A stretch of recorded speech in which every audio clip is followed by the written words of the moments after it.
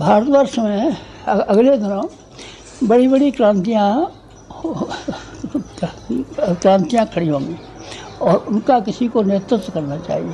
राजनीतिक क्रांति में प्रजातंत्र का ढांचा तो यही रहेगा, पर व्यक्ति ऐसे आएंगे जिनके के बारे में आपको शिकायत न करनी पड़ेगी। आपको ये नहीं कहना पड़ेगा कि अगर गांधी जी रहे होते तो हिंदुस्तान का ये हाल क्यों होता। आपको ये नहीं कहना पड़ेगा कि जवाहरलाल हिंदुस्तान में रहे होते तो ये हालत क्यों होती। आपको ये नहीं कहना पड़ेगा। आपको सरदार पटेल होते तो आज हमारे देश की हालत क्यों होती, ये नहीं कहना पड़ेगा। ये राजनीतिक भी ढांचा हमारा ऐसा बनेगा, ऐसा सुंदर बनेगा कि जिसको देख करके दुनिया ये कहे कि ऐसा ढांचा तो कहीं भी नहीं है, कि किसी भी देश में नहीं है। और क्या करना है, सारी की सारी कमज़ोरियाँ हमारी सामाजिक है। हम 2000 वर्ष तक गुलाम रहे। इस 2000 वर्ष गुलाम होने की वजह से इसलिए नहीं रहे कि हमारे पास सिपाही कम थे या सेना कम थी या हमारे पास लड़ने वाले कम थे या हमारे देश के ऊपर हमला करने वालों की तादाद ज़्यादा थी।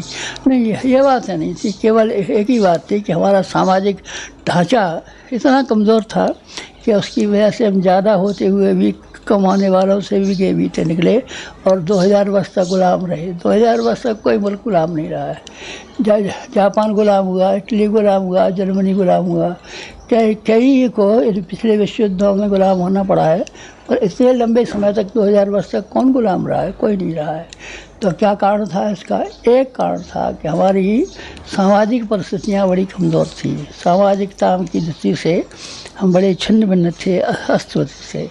सामाजिक क्रांति होगी, 100% सामाजिक क्रांति होगी। आप विश्वास रखिए, आप यकीन मानिए कि जिन कमज़ोरियों की वजह से हिंदुस्तान दुर्बल हुआ था, वो सारी की सारी कमज़ोरियाँ दूर होकर के रहेंगी।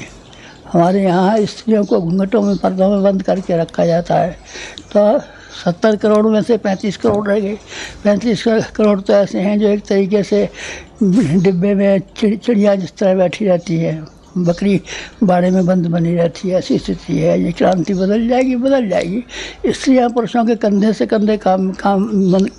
कंधा मिला के काम करेंगी और देश को उठाने में पूरा योगदान देंगी। ये क्रांति होगी हमारी सामाजिक क्रांति। और छुआछूत, ये वंश की वजह से बड़े आदमी होते हैं, नहीं, वंश की वजह से बड़े आदमी नहीं होंगे। ये क्रांति होगी। और वेश की वजह से महात्मा बनेंगे, नहीं, वेश की वजह से महात्मा नहीं बनेंगे, इसकी भी एक क्रांति होगी। भिक्षा जो है व्यवसाय रहेगा। जैसे लोगों ने 60 करोड़ आदमियों ने व्यवसाय बना लिया है अपना, और रंगीन कपड़े पहन लेते हैं, क्या कह लेते हैं, कोई न कोई पाखंड खड़ा कर लेते हैं और लोगों को ठगते रहते हैं, अपना पेट भरते रहते हैं। ये स्थितियाँ रहेंगी नहीं, इसमें क्रांति होगी। हमारी जात वंश परंपरा में समानता आएगी। हमारी स्त्री और पुरुषों के बीच में समानता आएगी।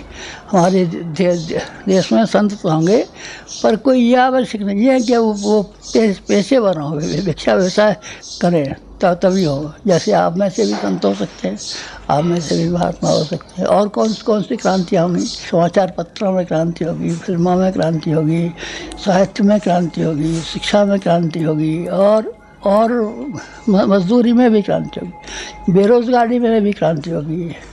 आज तो बड़े बड़े मिल और बड़े बड़े उद्योग सारे का सारा पैसा अपनी जेब में रखे हुए हैं और लाखों आदमी, करोड़ों आदमी बीमार पड़ रहे हैं।